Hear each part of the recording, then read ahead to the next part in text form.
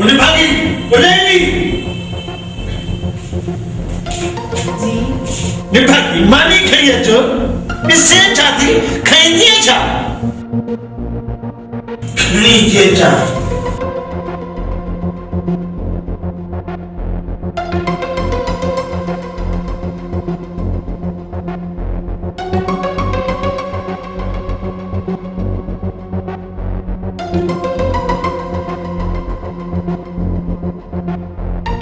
पानी भरे जा हाथ धोई दो ता छो मुझे हथन के गंद लगा छा हां मिट्टी में आया था अगाड़े जो ये जो कुत्ता पे काई वठी दा इन्हीं करे तो चवाई थी तो हथ दो हाय हाय निहाला जाता नसीब ही निभागा है छोरी तनिसो मुहारम से सोई पार दिया गए सियाणन सच चयो त चंगाई कैसा न कटी उन निमानी पानी जो पुछी केड़ो कसूर कियो जो तवा सब बूम बूम करे वठी विया होस अब्बा तू असा जी ज़ाल मुर्सन जे विच में न ॻाल्हायो कर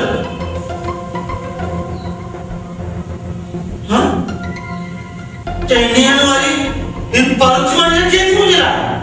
हां मां हणी हणी तो पचाइया हाय हाय निहाला जाता नसीब ही निभागा है निहाल हसन मुके केड़े गुनाह से पर ये सजा दी है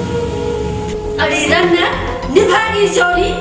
मुझे कुंधर पुट के तू बारात आती भी चल घर कुथे मरे वनी छाजले असन मथे बेचे लगी है अरे अरे पुट दिसो छत पकड़े चोटिया तो जुबान न था वडे उस हे डो मत दिया ने रे जुल्म न कियो है न बोझते जे खुदा जो कहर कर के वे कंध ते ना पोइ पुछंदो सा हाने हिन मौलवी जी तकरीर शुरू थी हाय हाय किस्मत टुटी हिन निहाला जी जो तो जड़े बुज़दिल सामू लाऊं लथियो निहाला जा त नसीब ही निभागा हा हा उम्र भरी होए त हिंदुरन जे लाग जी पर न्याज़ू फकीर सा तुंजो अजी निकाह थियो निहाला निहाला हया को नथी